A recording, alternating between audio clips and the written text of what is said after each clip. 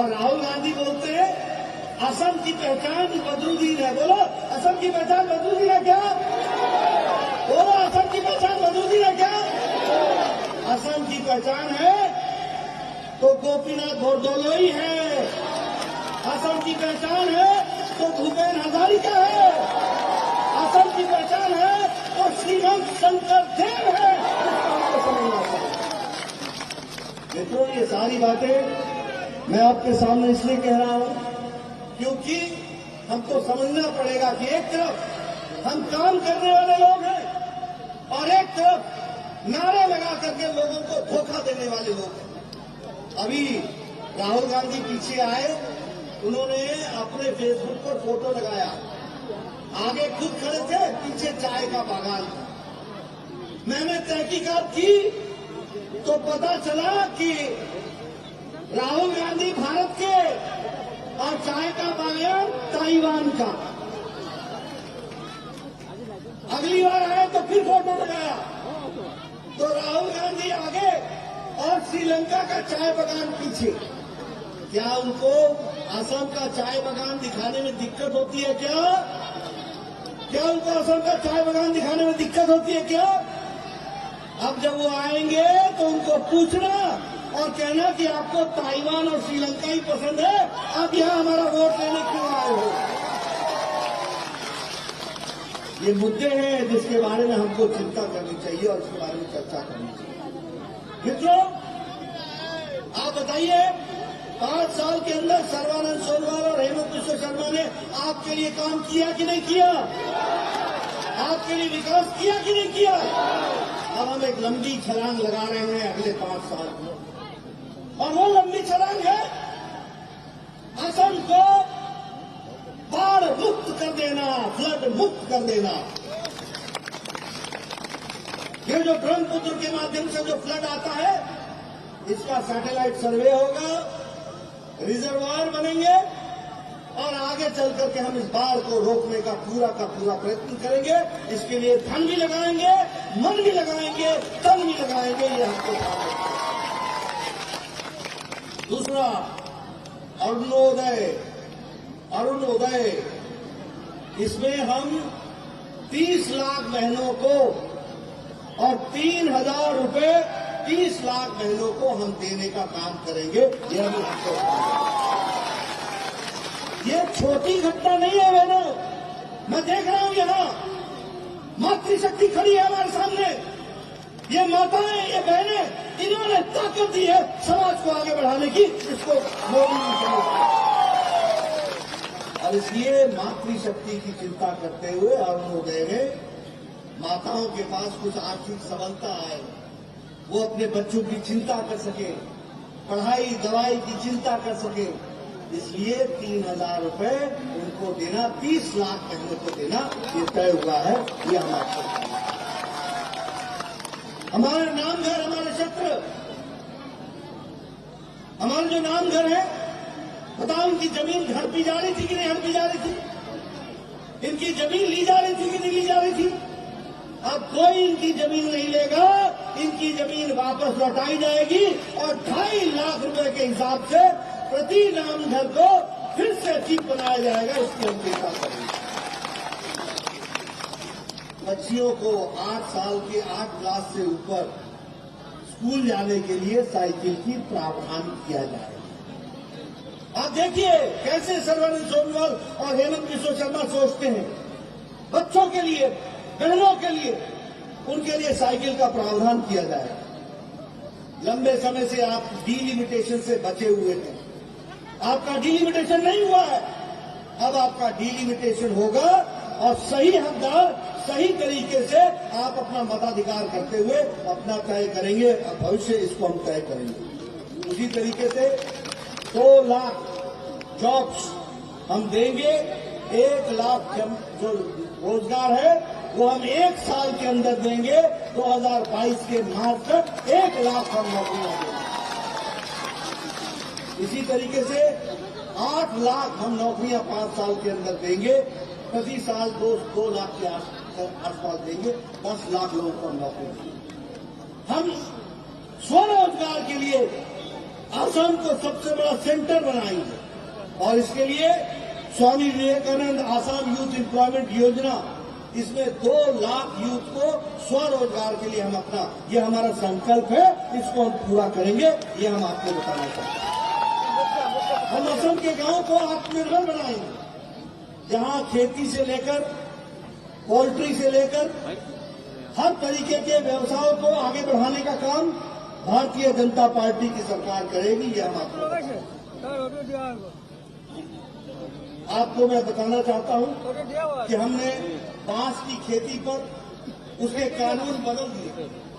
अंग्रेजों के जमाने में बांस को पेड़ बताया और पेड़ बताने के कारण बांस के जंगल काटे नहीं जा सकते थे, ये फॉरेस्ट का नियम था। हमने उसको नियम में बांस को खरपतवार में डाल दिया है। अब वो घास की श्रेणी में आते हैं, उसकी कटाई भी होगी और बांस का अच्छा बिजनेस खड़ा होगा। इस बात को हमको समझना चाहिए। इसके लिए हम काम करेंगे। मित्रों, आपको मालूम होगा कि कांग्रेस के समय में राइनो का जो असम की पहचान है, उसका धंधा चल रहा था, मारे जा रहे थे। पिछले 5 साल में इसमें रुकावट आई है और आगे चल करके इस बात की चिंता होगी कि कोई भी राइनो की जान नहीं ले सकेगा। इस तरीके का हम कानून बना करके उसको हम आगे बढ़ाएंगे। मित्रों, हमारे भारत में अटल जी की सरकार थी।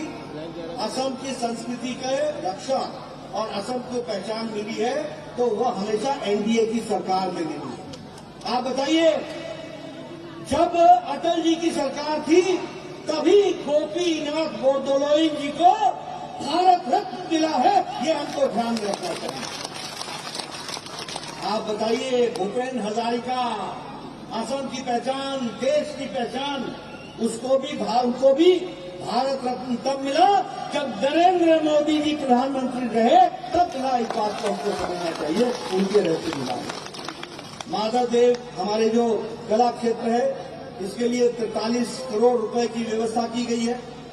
हमारे जो श्रीमंत शंकर देव जी का जो जन्म स्थान है, उसके विकास के लिए 188 करोड़ रुपए भारत सरकार ने दिए हैं। यह हमको समझना चाहिए। उसी तरीके से मैंने पहले कहा कि नामघर की जमीनों की चिंता होगी, 2.5 लाख रुपए खर्च होंगे और असम दर्शन में लगभग 9,000 नामघरों का काम शुरू हो गया है।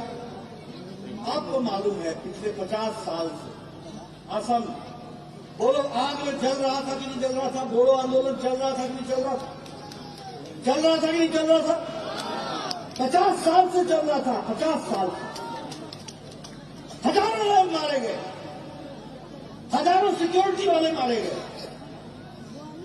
हजारों घर बेघर हो गए, किसी ने चिंता नहीं की। लेकिन मोदी जी ने इच्छा शक्ति दिखाई, भारत के गृह मंत्री अमित शाह जी ने उसको रूप दिया और सर्बानंद सोनोवाल ने उसको कार्यान्वित किया और 50 साल का बोडोलैंड बोडो समझौता में से परिवर्तित हो गया, बोडो अकॉर्ड में परिवर्तित हो गया। यह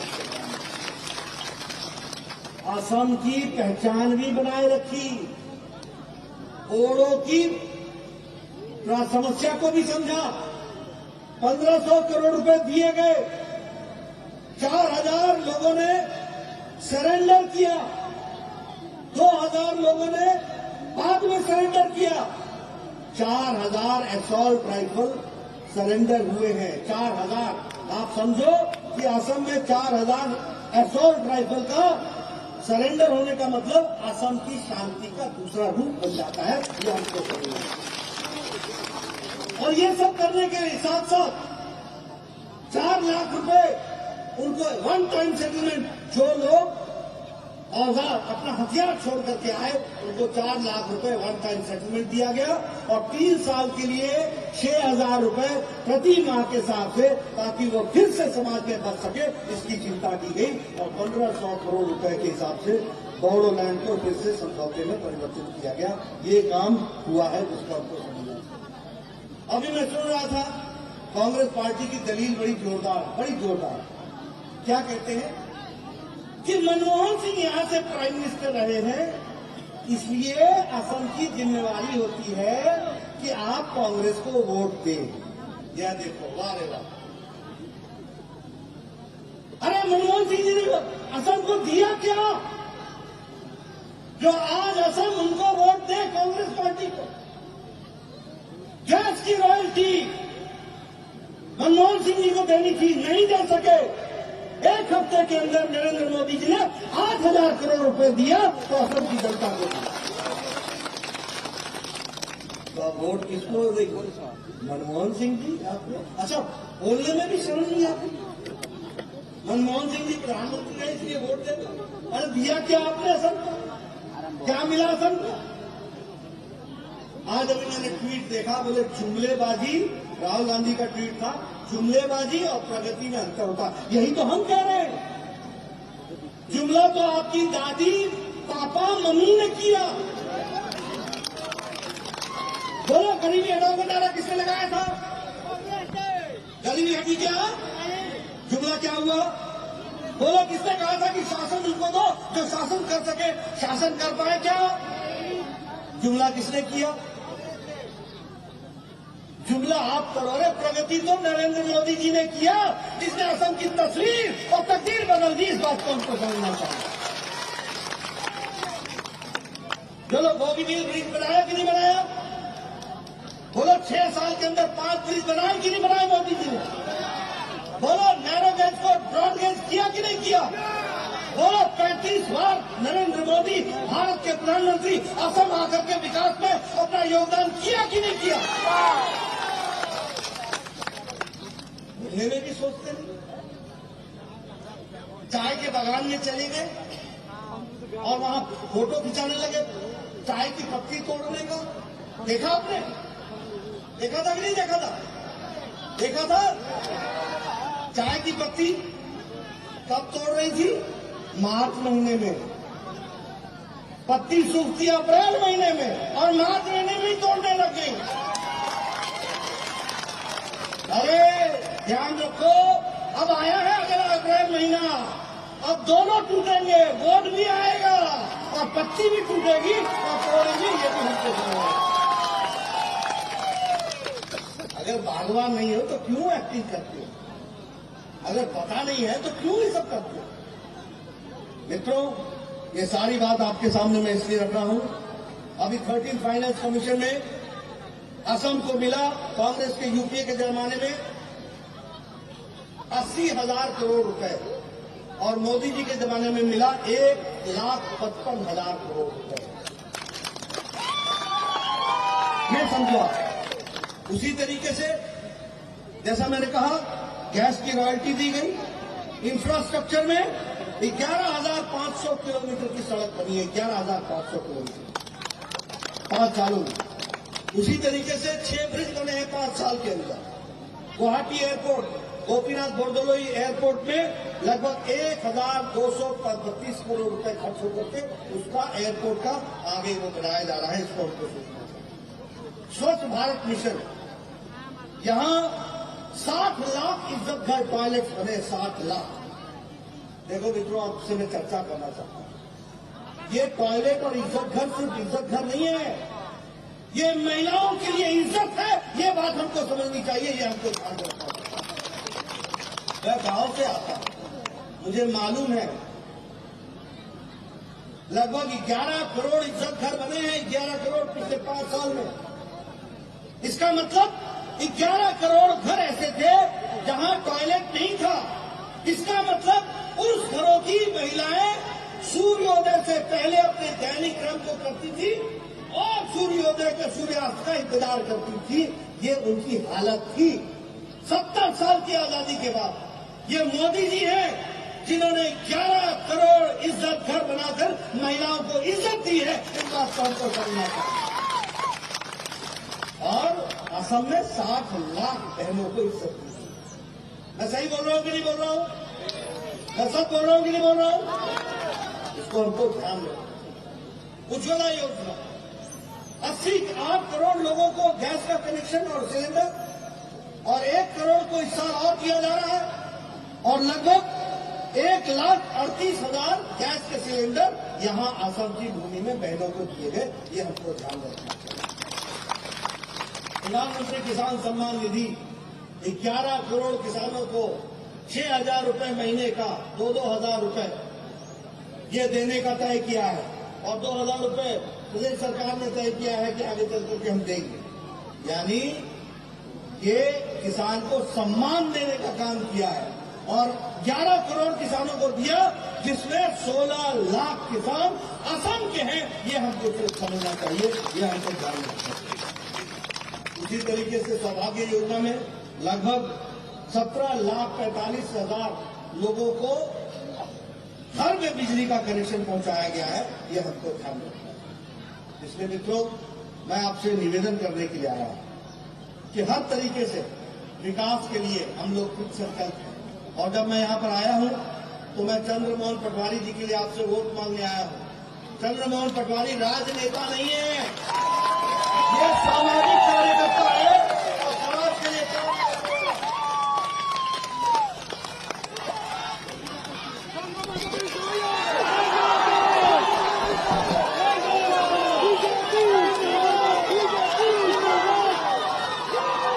बताइए, आपके यहाँ मेडिकल कॉलेज का काम चल रहा है कि नहीं चल रहा है?